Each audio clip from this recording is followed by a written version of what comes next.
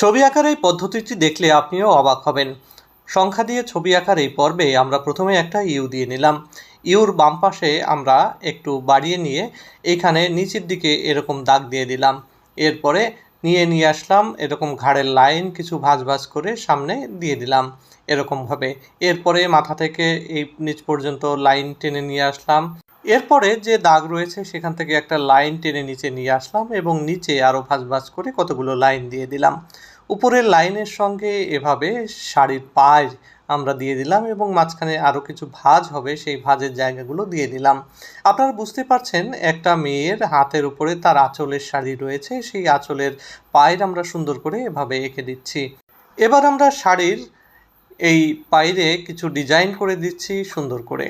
এভাবে আমি দিয়ে দিচ্ছি। আপনারা নানাভাবে এই ডিজাইন করতে পারবেন। আপনারা আপনাদের পছন্দ অনুযায়ী এরকমভাবেও করতে পারেন, অন্যভাবেও করতে পারেন।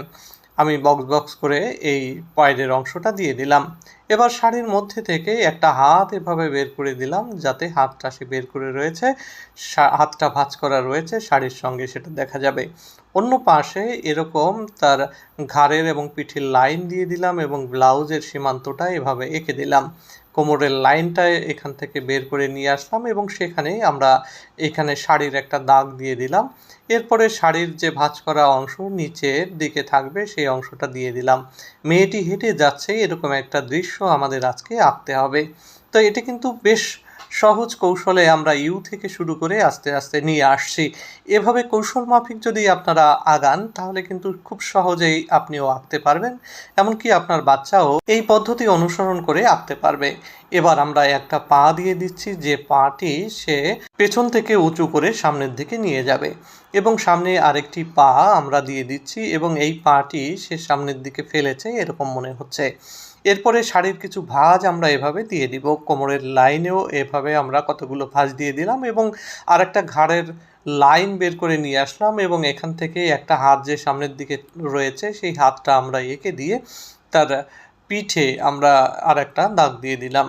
এখানে পিঠের থেকে আমরা একটা ফিতা এরকম বেঁধে সেখানে দিয়ে দিয়েছি এবং দুই পাশের ঘাড়ের লাইন থেকে আমরা গলার লাইন নিয়ে আসলাম। এখান থেকে একটা কান দিয়ে মেয়েটার চুলের লাইন উপরের দিক থেকে দিয়ে দিলাম। এখানে একটা খোপা থাকবে, খোপায় মেয়েরা কিন্তু ফিতা বা এই জাতীয় কিছু রাবারের খোপা পরে থাকে, সেগুলো আমি দিয়ে দেওয়ার চেষ্টা করলাম। এরপরে সামনের দিক থেকে তার মুখের এক অংশ দেখা যাচ্ছে, সেই অংশটুকুই এঁকে দিলাম। কানের অংশটা দিয়ে দিলাম। এরপরে চুলের অংশ কান থেকে খোপার পিছনে পর্যন্ত, পিঠের লাইন দিয়ে দিলাম। এবার আমি একটু ডিজাইন করে দিচ্ছি বিভিন্ন জায়গায়। এই ডিজাইনগুলো আসলে যদি আপনারা দেন পরিকল্পনা মাফিক তাহলে কিন্তু শাড়ি বা ছবি খুব সুন্দর লাগে। কানে একটা দুল দিয়ে দিলাম। এরপরে চুলের লাইনগুলো আমি এই সাইন পেন দিয়ে দেওয়ার চেষ্টা করলাম। আপনারা পেন্সিল বা যে কোনো কালার দিয়েও করতে পারেন, বিশেষ করে কালো কালার। পায়ের নিচে কিছু ঘাস দিয়ে দিতে হবে, একটি গ্রামীণ মেয়ে, আমি সেটি দেখানোর চেষ্টা করেছি। এরপরে তার শাড়িতে আমি হলুদ রং দিয়ে দিচ্ছি পুরো অংশে। এরপরে পায়ে দিয়ে দিচ্ছি লাল রং। ব্লাউজে আমি একটু গোলাপি রং দিয়ে দিচ্ছি একটু ভেরিয়েশন আনার জন্য। পায়ের নিচের ঘাসগুলো আমি সুন্দর করে সবুজ করে দিলাম। আপনাদের কেমন লাগলো আজকের ছবিটি কমেন্টে জানাবেন। ভালো লাগলে ফলো করবেন, শেয়ার করবেন।